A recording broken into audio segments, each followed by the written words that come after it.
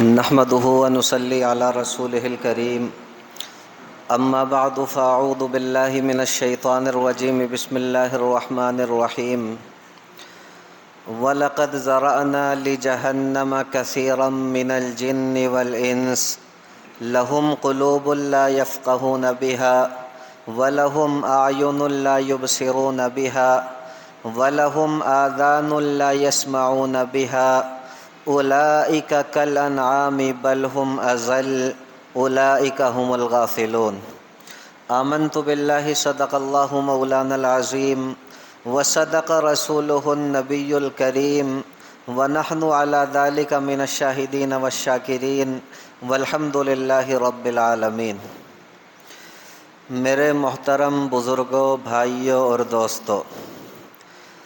بندے کی نافرمانیاں اور رب کی عنایتیں، اس عنوان سے متعلق بیان کا سلسلہ چل رہا ہے۔ آج بھی دیکھیں اسی عنوان کو سامنے رکھ کر میں مزید باتیں آپ کی خدمت میں رکھوں گا۔ بس آپ اللہ رب العزت سے دعا فرما دیں کہ صحیح صحیح باتیں میری زبان سے کہلوا دے اور ہم سبھی کے لیے ان باتوں کو کارآمد اور نفع بخش بنا دے۔ دیکھیں، جب انسان گناہوں بھری زندگی گزارتا ہے، جب انسان عیاری مکاری بھری زندگی گزارتا ہے، جب انسان فحاشی عریانیت والی زندگی گزارتا ہے اور گناہوں سے باز آنے کے لیے تیار نہیں ہوتا، اپنے رب سے توبہ کرنے کے لیے تیار نہیں ہوتا، اپنے آپ کو سنوارنے اور اپنے رب کا نیک بندہ بنانے کے لیے تیار نہیں ہوتا، تو اللہ رب العزت ایسے بندوں کے بارے میں قرآن مقدس میں ارشاد فرماتے ہیں کہ وَلَقَدْ ذَرَأْنَا لِجَهَنَّمَ كَثِيرًا مِنَ الْجِنِّ وَالْإِنسِ، کہ جنات اور انسانوں میں سے بہت سے ایسے ہیں جن کو ہم نے جہنم کے لیے پیدا فرمایا۔ اس کی وجہ بتائی، لہم قلوب لا یفقہون بہا، کہ ان کے پاس دل ہوتے ہیں لیکن وہ اپنے دل سے باتوں کو سمجھتے نہیں، اور فرمایا وَلَهُمْ أَعْيُنٌ لَا يُبْصِرُونَ بِهَا، کہ ان کے پاس آنکھیں ہوتی ہیں لیکن وہ عبرت کی نگاہوں سے نہیں دیکھتے۔ اسی طرح فرمایا وَلَهُمْ آذَانٌ لَا يَسْمَعُونَ بِهَا، کہ ان کے پاس کان ہوتے ہیں لیکن وہ اپنے کانوں سے سنتے نہیں، یعنی اگر حق بات ان کے سامنے رکھی جاتی ہے تو سنی انسنی کر دیتے ہیں۔ اللہ رب العزت ارشاد فرماتے ہیں اولئک کالانعام، ایسے لوگ جو ہیں وہ جانوروں کی طرح ہوتے ہیں، ایسے لوگ چوپایوں کی طرح ہوتے ہیں۔ فرمایا بل ہم اضل، بلکہ اس سے بھی زیادہ گئے گزرے، یعنی جانوروں سے بھی بدتر ہوتے ہیں۔ اور فرمایا اولئک هم الغافلون، کیونکہ یہ لوگ غفلت بھری زندگی گزارتے۔ آپ دیکھیں، جو حضرات اہل کشف ہوتے ہیں، جن کو ہم اللہ والے کہتے ہیں، اللہ کے نیک بندے کہتے ہیں، اللہ کے ولی کہتے ہیں، متقی پرہیزگار کہتے ہیں، ایسے انسانوں کو صحیح معنوں میں انسان جو ہے وہ اصلی شکل میں نظر آ جاتا، یعنی گناہ کرنے کے بعد انسان کی جو شکل ہونی چاہیے اس شکل میں ان اللہ والوں کو انسان نظر آتے۔ اکا دکا کوئی قسمت والا ایسا ہوتا ہے جو انہیں انسان کے روپ میں نظر آتا ہے، ورنہ کتے بلی اس طرح کی شکلوں میں نظر آتے۔ اللہ رب العزت حفاظت فرمائے۔ ابھی زمانہ قریب کے اندر ایک بڑے بزرگ ہوئے ہیں، حضرت مولانا احمد علی لاہوری علیہ الرحمہ۔ ان کے حالات زندگی میں لکھا ہے، یہ فرماتے ہیں کہ میں ایک مرتبہ بازار میں تھا،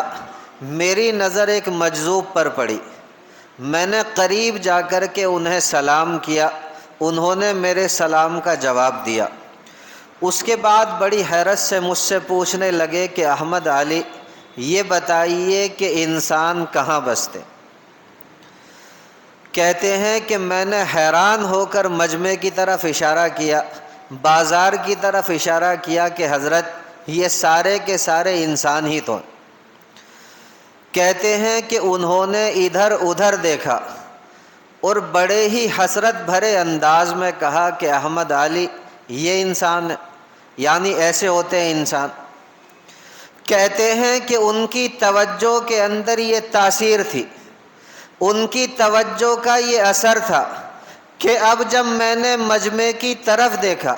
اب جب میں نے بازار کی طرف دیکھا تو مجھے پورے بازار کے اندر کتے بلی اور جنگلی جو ہیں وہ چلتے ہوئے نظر آئے۔ اکا دکا کوئی انسان چلتا ہوا نظر آتا تھا، ورنہ جہاں تک بھی نگاہ اٹھاؤ انسان نظر نہیں آتے تھے۔ یعنی گناہوں کی وجہ سے انسان کی جو شکلیں بن جاتی ہیں اس شکل کے اندر انسان نظر آ رہے تھے۔ کہتے ہیں کہ جب میری وہ کیفیت دور ہوئی تو وہ جو مجذوب تھے وہ جا چکے تھے۔ اس واقعے کو سنانے کے بعد مولانا احمد علی لاہوری علیہ الرحمہ ایک بات کہا کرتے تھے۔ آپ فرمایا کرتے تھے کہ مالک تو سب کا ایک، مالک تو سب کا ایک، مالک کا کوئی ایک، مالک تو سب کا ایک، مالک کا کوئی ایک، لاکھوں میں نہ ملے گا کروڑوں میں تو دیکھ۔ لاکھوں میں کوئی ایک بندہ ایسا ہوتا ہے جو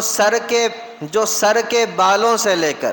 اپنے پاؤں کے ناخنوں تک اپنے آپ کو مکمل اللہ رب العزت کے حوالے کر دیتا اور کہتا ہے کہ رب کریم میں تیرا بندہ ہوں، تو میرا پروردگار ہے، جیسے تو کہے گا ویسے میں زندگی گزاروں گا، جیسے تو چاہے گا ویسے میں زندگی گزاروں گا۔ اسی کو قرآن مقدس کے اندر کہا گیا کہ ادخلوا فی السلم کافہ، آپ اسلام کے اندر پورے داخل ہو جاؤ۔ لیکن میرے دوستو برا نہ ماننا، آج ہم اپنی مرضی کے مالک بنے ہوتے ہیں۔ آج ہم اپنے دوستوں کے اندر بیٹھ کر کہتے ہیں کہ بھائی میں تو وہ کروں گا جو میری مرضی ہوگی، میں تو وہ کام اختیار کروں گا جو میرا دل چاہے گا۔ اور پھر عجیب بات یہ دیکھیں کہ اللہ رب العزت سے اللہ رب العزت کی خاص رحمتیں بھی مانگ رہے ہوتے ہیں۔ یاد رکھیں جب تک انسان اپنے آپ کو مکمل اللہ رب العزت کے حوالے نہیں کرتا، جب تک انسان اپنے آپ کو مکمل اللہ رب العزت کے سپرد نہیں کرتا، اس وقت تک بندے کے اوپر اللہ رب العزت کی خاص رحمتیں نازل نہیں ہوتی۔ اللہ رب العزت سمجھ کی عمل کی دولت سے مالا مال فرما دے۔ اس پر دیکھیں میں ایک واقعہ آپ کو سناتا ہوں، جتنی توجہ کے ساتھ سنیں گے انشاءاللہ ثم انشاءاللہ اتنا ہی ہمارے ایمان کے اندر اضافہ ہوگا اور ہمارے دلوں کے اندر گناہوں کی نفرت بیٹھے گی اور اپنے پروردگار کی محبت ہمارے دلوں کے اندر پیدا ہوگی۔ دیکھیں اس امت محمدیہ صلی اللہ علیہ وسلم کے اندر ایک بہت ہی بڑے ولی ہوئے ہیں، بلکہ کہیے ولی کامل ہوئے ہیں، ابراہیم ابن ادہم علیہ الرحمہ۔ ایک مرتبہ ان کی خدمت میں ایک شخص آیا اور آ کر کے کہنے لگا کہ حضرت میری حالت یہ ہے کہ میں گناہ چھوڑ نہیں سکتا، یعنی گناہوں کے بغیر زندگی گزار نہیں سکتا، آپ مجھے کوئی طریقہ ایسا بتا دیجئے جس سے میں گناہ بھی کرتا رہوں اور اللہ رب العزت کے عذاب اور سزا سے بھی بچ جاؤں۔ دیکھیں میرے اور آپ جیسا کوئی بندہ ہوتا تو فوراً اسے بھگا دیتا، کہتا کہ دفع ہو جا، دوبارہ تیری شکل نہ دیکھوں، نظر مت آنا یہاں پر۔ لیکن جو اللہ والے ہوتے ہیں وہ حقیقت میں ایک دم منہ پر تھپڑ نہیں مارتے، وہ بڑی ہی حکمت عملی سے جواب دیتے اور سچ پوچھیں تو بڑے دور تک کی سوچ کر کے چلتے۔ اس لیے ایک شاعر نے کہا ہے کہ نگاہ ولی میں وہ تاثیر دیکھی، نگاہ ولی میں وہ تاثیر دیکھی، بدلتی ہزاروں کی تقدیر دیکھی۔ تو ابراہیم ابن ادہم علیہ الرحمہ نے بڑے پیار سے اس سے کہا کہ بھائی میں تیرے سامنے چند تجاویز رکھتا ہوں، میں تجھے چند مشورے دیتا ہوں، ممکن ہے کہ بات تیری سمجھ میں آ جائے اور تیرا کام بھی بن جائے۔ وہ کہنے لگا کہ حضرت بتائیے۔ آپ نے اس سے بڑے پیار سے کہا کہ بھائی، جب بھی تیرا گناہ کرنے کا من کرے، جب بھی تیرا دل چاہے کہ میں گناہ کروں، تو کسی ایسی جگہ جا کر کے گناہ کر لیا کر جہاں تیرا رب تجھے نہ دیکھتا ہو۔ کہنے لگا کہ حضرت یہ کیسے ممکن ہے کہ میں ایسی جگہ جا کر کے گناہ کر لوں جہاں اللہ رب العزت مجھے نہ دیکھتے ہوں؟ ایسا ہو ہی نہیں سکتا، کیونکہ قرآن مقدس کے اندر اللہ رب العزت نے ارشاد فرمایا کہ ہوا معکم اینما کنتم، کہ تم جہاں کہیں بھی ہوتے ہو میں تمہارے ساتھ ہوتا ہوں۔ اسی طرح فرمایا ان اللہ بصیر بالعباد، اللہ رب العزت اپنے بندوں کو دیکھ رہا ہوتا ہے۔ تو کہنے لگا کہ حضرت یہ تو میں کر نہیں سکتا۔ ابراہیم ابن ادہم علیہ الرحمہ نے اس سے کہا کہ یہ نہیں کر سکتا تو پھر اتنا کر لے کہ اللہ رب العزت کا دیا ہوا رزق کھانا چھوڑ دے، اللہ رب العزت کی دی ہوئی نعمتیں کھانا چھوڑ دے۔ کل جب بارگاہ ربانی میں پیش ہوگا، کل جب اللہ رب العزت کے دربار میں کھڑا ہوگا، تو کہہ دینا کہ رب کریم، نہ تو میں آپ کا دیا ہوا کھاتا تھا اور نہ ہی آپ کی بات مانتا تھا۔ کہنے لگا کہ حضرت یہ نہیں ہو سکتا، ایسا ہو ہی نہیں سکتا کہ میں اپنے رب کا دیا ہوا رزق جو ہے وہ کھانا چھوڑ دوں، کیونکہ دنیا کے اندر جو نعمت بھی میرے پاس ہے وہ محض میرے رب کی آتا ہے۔ اس پر ابراہیم ابن ادہم علیہ الرحمہ فرمانے لگے کہ یہ نہیں کر سکتا تو پھر اتنا کر لے کہ دیکھ، یہ جو آسمان ہے، یہ جو زمین ہے، یہ اللہ رب العزت کی سلطنت ہے،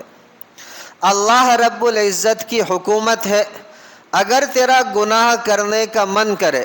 تو آسمان اور زمین کی سرحدوں سے باہر نکل کر کے گناہ کر لیا کر۔ کہنے لگا کہ حضرت یہ بھی ممکن نہیں، ایسا ہو ہی نہیں سکتا کہ میں آسمان اور زمین کے کناروں سے باہر نکل جاؤں اور پھر نکل کر کے گناہ کرنے لگوں،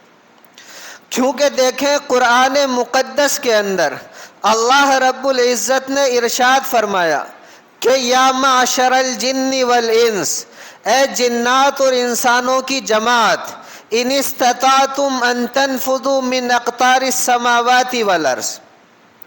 کہ اگر تم آسمان اور زمین کے کناروں سے باہر نکلنا چاہو،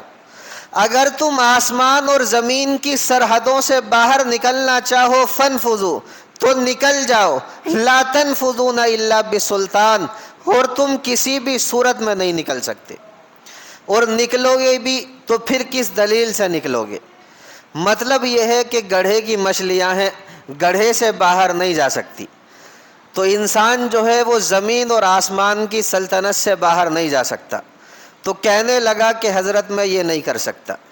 ابراہیم ابن ادہم علیہ الرحمہ اس سے فرمانے لگے کہ بھائی یہ نہیں کر سکتا تو کم سے کم اتنا کر لے کہ جب ملک الموت تیرے پاس آئے اور آ کر کے کہنے لگے کہ چل تیری موت کا وقت آ گیا، تو ان سے کہہ دینا کہ تھوڑی دیر ٹھہرے رہو، تھوڑی دیر انتظار کرو، میں توبہ کر کے آ جاتا ہوں، اس کے بعد مجھے لے جانا۔ کہنے لگا کہ حضرت ملک الموت تو ایک لمحے کا بھی وقت نہیں دیتے، کیونکہ قرآن مقدس کے اندر اللہ رب العزت نے ارشاد فرمایا اذا جاء اجلهم فلا يستأخرون ساعة ولا يستقدمون، کہ جب موت کا وقت آ جاتا ہے تو وہ ایک لمحہ نہ تو آگے ہوتی ہے اور نہ ہی ایک لمحہ پیچھے ہوتی، اور فرمایا فلا یستطیعون توصیہ، اس وقت آپ کسی کو وصیت نہیں کر سکتے، اور فرمایا ولا الی اہلہم یرجعون، اور نہ ہی آپ اپنے گھر والوں کے پاس لوٹ کر کے جا سکتے۔ آپ ملک الموت سے یہ نہیں کہہ سکتے کہ میں ایک مرتبہ اپنے گھر والوں سے مل کر کے آ جاؤں، اس کے بعد آپ مجھے اپنے ساتھ لے جانا۔ یاد رکھیں جب موت آتی ہے تو ایک دم آ جاتی ہے، وہ پل بھر کی مہلت آپ کو نہیں دیتی۔ اسی کو خواجہ مجذوب علیہ الرحمہ نے اپنے انداز میں بیان کیا۔ آپ نے فرمایا کہ آنے والی کس سے ٹالی جائے گی، آنے والی کس سے ٹالی جائے گی، جان ٹھہری جانے والی جائے گی، اور روح رگ رگ سے نکالی جائے گی، تجھ پہ ایک دن خاک ڈالی جائے گی،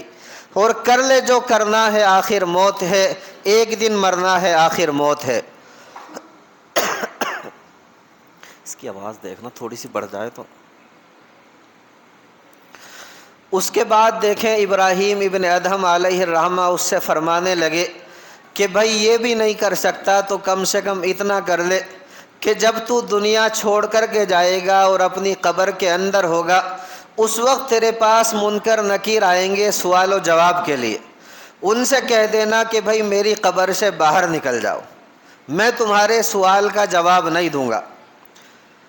کہنے لگا کہ حضرت میری کہاں یہ ہمت ہے، کہاں میری یہ اوقات اور حیثیت ہے کہ میں منکر نکیر کو یہ کہہ دوں کہ میری قبر سے باہر نکل جاؤں۔ اتنا کہنے کا مطلب یہ ہے کہ وہ میری ہڈی پسلی ایک کر دیں گے، اور فٹنس بھی اتنی اچھی بنائیں گے کہ ایسی فٹنس دوبارہ دیکھنے میں نہیں آئے گی۔ تو میری یہ حیثیت نہیں کہ میں ان کے سامنے اس طرح کی بات کہہ دوں۔ اس پر دیکھیں ابراہیم ابن ادہم علیہ الرحمہ فرمانے لگے کہ بھائی پھر میں تجھے ایک آخری مشورہ دیتا ہوں، ایک آخری بات تیرے سامنے رکھتا ہوں، ممکن ہے کہ تیرا کام بن جائے۔ کہنے لگا کہ حضرت وہ بھی بتا دو۔ ابراہیم ابن ادہم علیہ الرحمہ فرماتے ہیں آپ نے اس شخص سے کہا کہ کل جب بارگاہ ربانی میں تیری پیشی ہوگی، کل جب تو بارگاہ ربانی میں پیش ہوگا اور اللہ رب العزت یہ فیصلہ فرما دیں گے کہ یہ بندہ پکا جہنمی ہے، اس بندے کو جہنم کے اندر دھکیل دو، اس بندے کو جہنم کے اندر ڈال دو، اس وقت ضد کر کے کھڑا ہو جانا کہ نہیں پروردگار میں جہنم میں نہیں جاؤں گا بلکہ میں تو جنت کے اندر جاؤں گا۔ کہنے لگا کہ حضرت میری کہاں یہ ہمت ہے کہ میں اپنے پروردگار کے سامنے کھڑا ہو کر اس طرح کا جملہ کہہ سکوں، اس طرح کی بات کہہ سکوں۔ تو میں نے آپ کو کہا تھا کہ اللہ والے ایک دم منہ پر تھپڑ نہیں لگاتے، وہ بڑی ہی حکمت عملی سے جواب دیتے ہیں۔ ابراہیم ابن ادہم علیہ الرحمہ نے اب اس کے دل پر چوٹ ماری اور کہا کہ میرے پیارے بھائی، جب تو ان کاموں میں سے ایک کام بھی نہیں کر سکتا، جب تیری اور میری یہ حیثیت نہیں کہ ان کاموں میں سے کوئی ایک بھی کام کر لے، تو پھر ایمانداری سے بتا کہ گناہ کرتا کیوں ہے، اللہ رب العزت کی نافرمانی کرتا کیوں ہے، اپنے پالنہار کو ناراض کرتا کیوں ہے۔ بات اس کی سمجھ میں آ گئی اور کہنے لگا کہ ہاں حضرت، آج کے بعد کبھی بھی اپنے پالنہار کو ناراض نہیں کروں گا۔ اور سچی بات بھی یہی ہے کہ ہمارے اندر اپنے پروردگار کے سامنے کھڑے ہونے کی طاقت نہیں، اپنے پروردگار کے سامنے جواب دینے کی طاقت نہیں، اس لیے ہمارے لیے سب سے بہتر راستہ یہ ہے کہ اپنے ہر گناہ سے توبہ کر لے اور اپنے پروردگار کو راضی کر لے، اپنے روٹے ہوئے رب کو منا لے۔ انشاءاللہ ثم انشاءاللہ پھر آپ دیکھنا کہ ہمارا ہر بگڑا ہوا کام بنتا اور سنورتا چلا جائے گا۔ اللہ رب العزت سے دعا کرے کہ اللہ رب العزت کہنے سننے سے زیادہ عمل کی دولت سے مالا مال فرما دے۔ وما علینا الا البلاغ۔